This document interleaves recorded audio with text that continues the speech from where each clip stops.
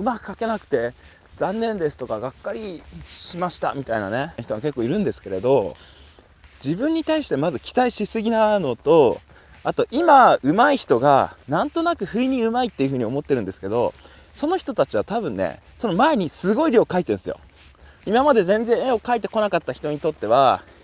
1週間に1回ぐらいの頻度ではそれほどうまくならないと思います。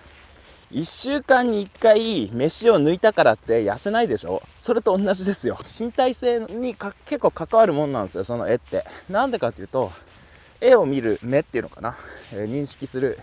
頭っていうのもやっぱこれ癖があるので、それをね、絵が描ける状態に更新していくためには結構な頻度で描かなきゃいけないんですよね。少年漫画とかで言うからさ、実は天才なんだけど今までたまたまやらないでいただけでちょっと描き始めたらなんか覚醒してどんどん上手くなるみたいなさ、ないごめんなさい、もう1万分の1ぐらいの確率です。そんなことを前提に進めてはいけません、はっきり言って。だったらもう今うまいから、そういうですね神頼みというか、何か奇跡頼みみたいな状態を前提にですねまず考えないということです。僕が18歳の時そう考えてたんですよ。まず僕は18まで大して絵を描かないできたわけですよ。自分が今ねレジェンド級に上手くないんだから、だったらそうじゃないんだっていうのをまず受け入れるしかないんですよ。でそんな自分でもうまく仕立てるにはどうしたらいいか。うまく仕立てるっていうのはですね、僕の場合は完全に絵を描くっていうことがアニメーションを作るっていうことと、直結してたわけですよ、ね。アニメの素材を作れたらいいくらいの感覚で僕まず絵描き始めてるんですよ。だからアニメーションを仕立てる上で下手くそに見えなきゃいいんだよっていうねもうこういう発想から僕絵描いてるんですよ。だから上手い人の動きをなるべくそのまま下敷きして使うし、うまいカットをなるべく見ながら描くし、上手い人の絵を見ながらねなるべくそれっぽくなるように描くと。何も見ないで描いたら全然描きはしないです。そんないきなりねポーンとね描けるようにならないです。ただ僕は絶対上手くならないことだけはやらないようにしてましたちゃんと見ないで適当に描くとか、これ絶対ダメです。本当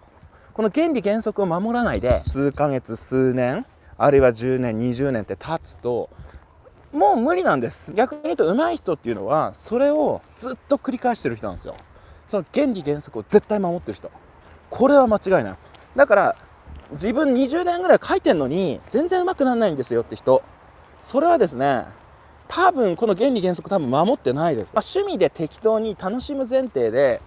やる分には全く問題ないんですけど、ただ何かそれを商売にしたりとか、あるいは人にうまいって言われたい思われたい、あるいはもっとうまいレベルのものを書いて満足したいって言うんだったら、やっぱりこの原理原則絶対守んないと無理です。本当絶対無理です。うまい人共通の部分っていうのが絶対あるの。なんで最初開き直って自分がある程度下手である自覚を持つことが大事かっていうとですね、その後する行動が全部変わるからです。自分の頭の片隅にですね、自分は天才かもしれないとかね思ってる人と、いや俺は今まで全然描いてこなかったんだからまず超下手くそなんだよねっていうところで描くであろう絵が変わるんだよ。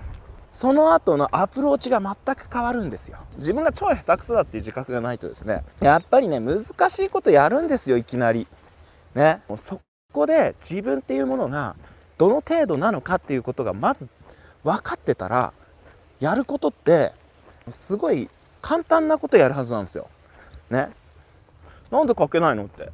書いたことないからでしょうがだから見て書くに決まってんじゃないですか。いやそしたらずっと見ながらじゃないと書けなくなるでしょ。じゃあやっぱり見ないで脳みその中のイメージをですねこううなりながらですねこう絞り出す練習しといた方が、なんだそれって具体的にそれはどういうことなの、それを絞り出す練習って何、これ分かんなくないですか。具体的にさ無理です。それそう俺はそんなの無理だと思いました、それができるのはですよ、今までありとあらゆる絵を模写したりデッサンしたり、実物のものを描いたりね、もうあらゆるパターンを書き尽くした巨匠の悩みですよそれ。なんでそれと同じことをあなたが今素人でこれから書き始めた、あるいはまだそんなに形に自分でなってないなと思う人がやるのって、本当の実力なんてないんですよ、そもそも最初からね。だって今書き始めの人なんだしね、本当の実力とは今書き上がったものです。今どんな手を使ってでもいいから書き上がったもの、これがあなたの本当の実力です。そんな感じであなたがどのステージかによって自分に必要なことをやってくださいってことですよ。でまだ書けないのに世の中に自分の看板で勝負しようなんてのもやっぱ無理でしょ、どう考えてもね。どのステージかに合わせてぜひ皆さんですねアプローチをねしてってほしいなと思います。